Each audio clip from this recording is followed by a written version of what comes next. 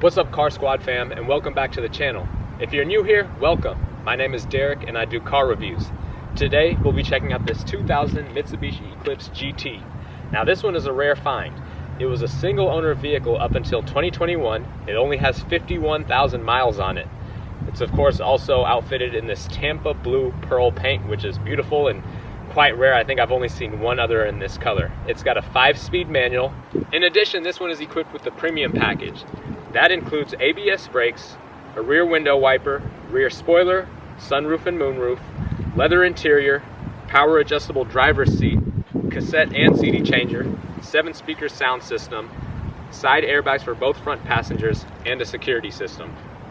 In 2000, a Mitsubishi Eclipse GT with the premium package started at about $20,187.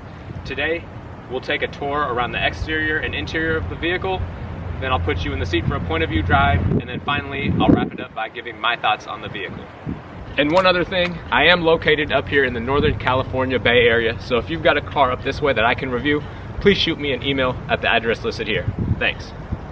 So a little bit of history about the Eclipse name before we get into the tour of this particular vehicle.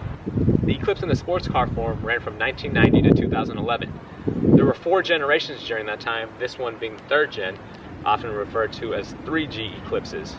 Eclipses came front-wheel drive, however on the GSX they were available in an all-wheel drive format. Now the first 2 generations of the Eclipse, which debuted in 1990 and 1995 respectively, were both built in the Chrysler Mitsubishi joint factory in Illinois. With this joint partnership, you could also get the Eclipse for those first 2 generations in the form of an Eagle Talon or Plymouth Laser. The 3rd gen Eclipse debuted in 2000, and then finally the 4th gen Eclipse debuted in 2006 and ran through 2012 when the Eclipse in this 2-door format ended.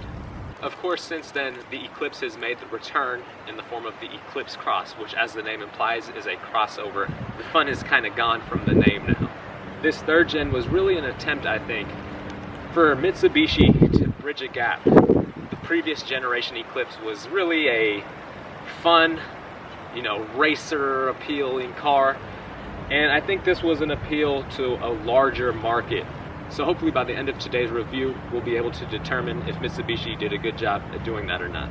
Alright, so starting off up front here in the engine bay, I did want to point out that this vehicle shares the Mitsubishi Galant platform from 1999. On the GS and RS Eclipse models, you got a 4-cylinder. However, in the GT package, you got a 3-liter V6, which was a retuned version of the same engine used in the Galant. In the Eclipse, you got an additional 15 horsepower.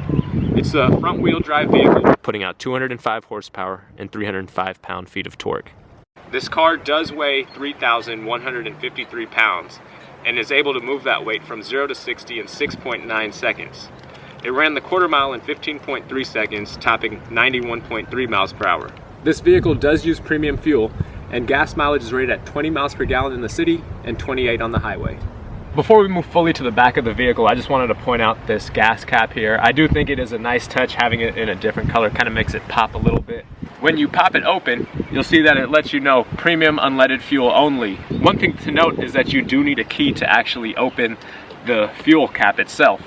Now, it's a different key than the ignition key and the key to access the rest of the vehicle. So if you are buying an Eclipse, make sure that you do get that gas key as well. If not, you'll end up stuck.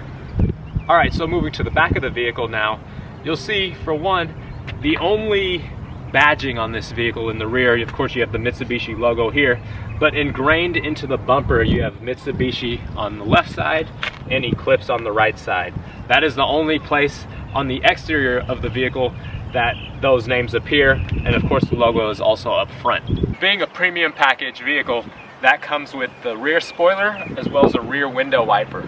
I'll also put in a cold start exhaust clip here so you can hear what the vehicle sounds like.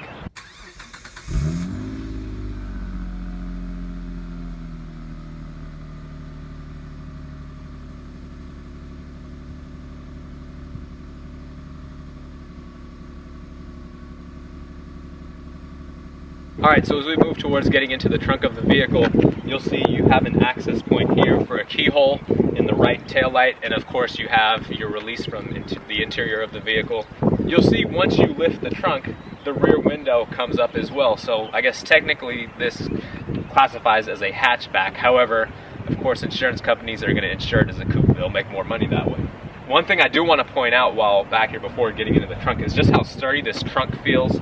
I forgot to mention that up front with the hood, but even the doors, everything on this vehicle just feels very sturdy and well put together. Once you're back here, you'll find that you do have a very good amount of room back here for carrying whatever cargo around that you might need to move. This rear shelf is attached by cables to this trunk lid, I guess, so it goes up and down as you open and close the trunk. And when you lift the floor mat in the trunk back here, you will find your spare tire, a jack, and some tools. Both rear seats can be released from right back here. You can just push on these tabs and they'll fold forward, so you can have a nice long pass through and carry even larger items if needed. Alright, so moving into the driver's seat now of the Eclipse. You'll see first off when you open the door, you're greeted by the Eclipse name in the door sill here. It's on both the driver and passenger sides. The interior, I should say, I mean, this was a single owner vehicle, 51,000 miles only. It has been very well kept. The leather seats have held up very well.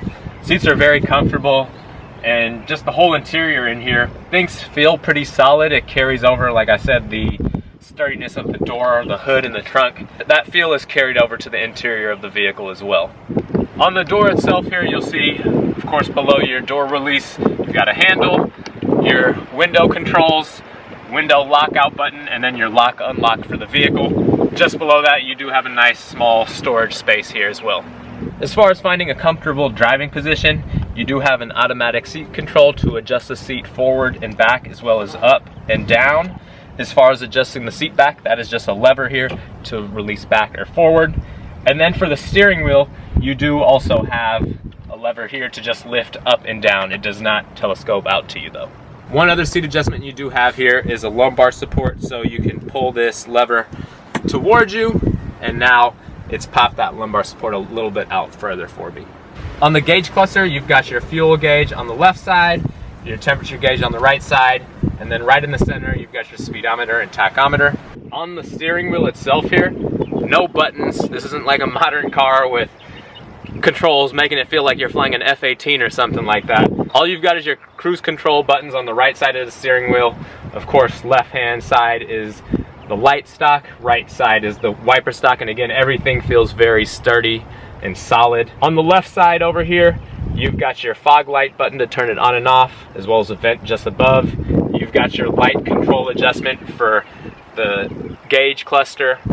As far as cup holders and storage go, you've got one cup holder here. It's right behind the shifter, however, so makes it kind of tough to actually put something there while driving. Now, if you open this center armrest up, you'll find a second cup holder. However, it's higher up, so it would probably only work really for a shorter bottle. And this can only be used if this lid is completely open. Just behind that, you'll find a small storage area, I guess for some CDs or tapes, which of course this vehicle does have a tape and CD deck. Speaking of that tape and CD deck, just below that, you do have another just open storage compartment there. Just behind that, you have your ashtray and your cigarette lighter. Just in front of the shifter, behind that ashtray, you've got your left and right rear view mirror controls. Speaking of the CD player and tape deck, again, this vehicle being a premium package, it came with both of those. You've got a 4-disc CD changer.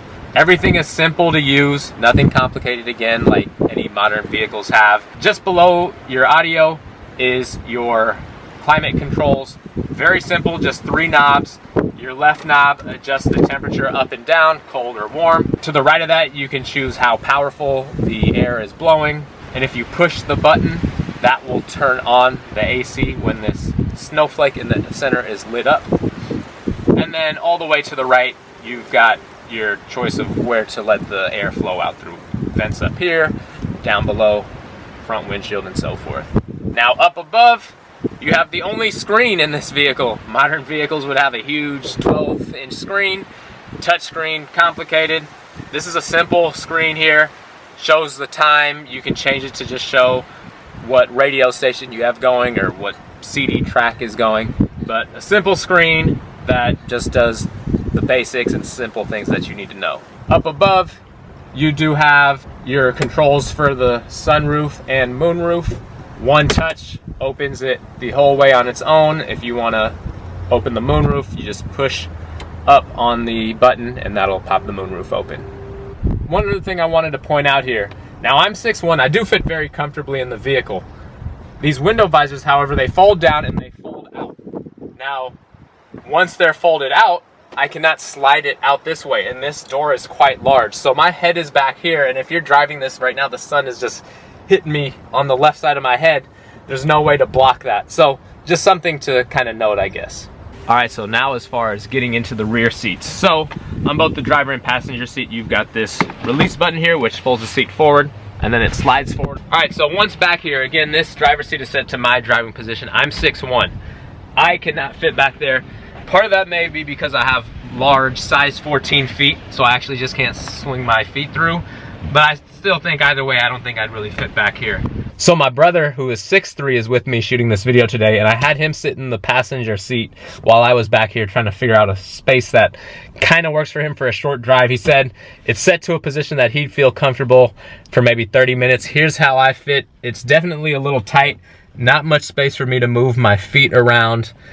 The other thing is the headroom. Again, at my height, 6'1", my head is going into the glass right now, so probably not the safest thing, especially no headrest behind me either.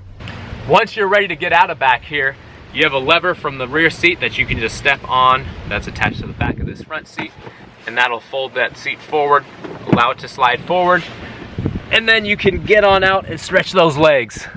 Well, that wraps up the tour of the walk around of the exterior and interior of the vehicle. Now I'll put you in the driver's seat to see what it's like driving it.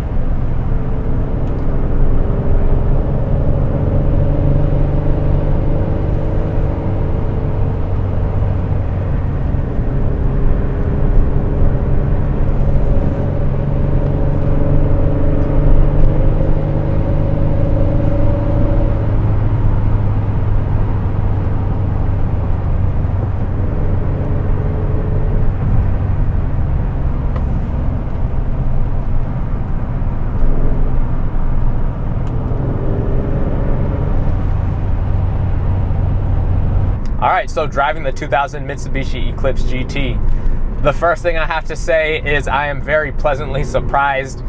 The induction sound, along with the 5-speed manual, of course, make for a very, very fun driving experience. I was not expecting this at all. You know, I think this car is not loved as much because the previous generation Eclipse, the second generation, which personally was my favorite, that had so much love around it. It was such a great driving sports car. It had great looks. And with this, like I said, this third gen, they were trying to appeal to a broader market. And so with that, they toned down the styling a little bit. However, with that being said, the driving experience is still plenty of fun. Motor Trend had actually said that this vehicle was smoother, accelerating, and just a softer ride than the previous generation was, which of course does take away from it being the purest sports car that second generation Eclipse was. But this is still a very good, fun car. A lot of fun as a daily driver, I can imagine. Now, as far as power goes, it's fairly quick off the line. It's not the fastest vehicle, of course. It's 205 horsepower. It does have a lot of weight to move. And of course, as I showed at the beginning, the sturdiness of all the body parts, that's what makes up, you know, a lot of the weight that this vehicle is carrying. But the power for a daily driving sports car is perfect. It's something that you can use and not get into any trouble with. It's so much fun just going through the gears, accelerating from a stoplight or a stop sign, and then looking down and seeing, hey, I'm not doing anything illegal. I'm not breaking the speed limit. But yet getting to that point is so fun and enjoyable and will put a smile on your face going through the gears, hearing that induction noise as you accelerate. And I think that's one of the advantages of these and many other vehicles that don't have the power numbers that modern vehicles have. Nowadays, you get into second, third gear and you're already breaking speed limits and it's just not usable. You can use this as a daily driver, have a lot of fun with it. You know, you've got decent amount of room here too for hauling whatever cargo you need to haul around. You know, I showed myself sitting in the back seat. It was tight for me to fit behind someone 6'3" in the passenger seat. But if you're maybe 6 feet or shorter, you know, you've got, I think, a good amount of space to carry passengers around with you in the back for shorter drives. And I'm not saying you're gonna fit 6-footers back there, but you can fit some people back there that are under 5'10". If you've got a 5'10" person in your passenger seat and another 5-footer in the back seat, I think that could be doable for a shorter drive. If you have the chance to experience driving one of these with the manual GT version with that 6-cylinder engine, like I said, the power is good enough for a daily vehicle and will provide a lot of fun for your daily commute. So drive one if you can. I think you'll be pleasantly surprised and impressed. I also really like how this particular one is equipped as far as paint color. Of course, a beautiful leather interior here that is held up very well. And the wheels as well, I should say, on this with those premium upgraded wheels, I think they do look very nice. I prefer them to the standard wheels that these came with. But that wraps up the tour of this vehicle for today. Thank you for tuning in. I hope you enjoyed watching. If you did, please be sure to leave a like, comment, and subscribe if you're not already, so you're not missing out on other content like this. And be sure to give us a follow on Instagram at Car Squad TV. I'll put the link right here. Thanks for tuning in, and I'll catch you next time.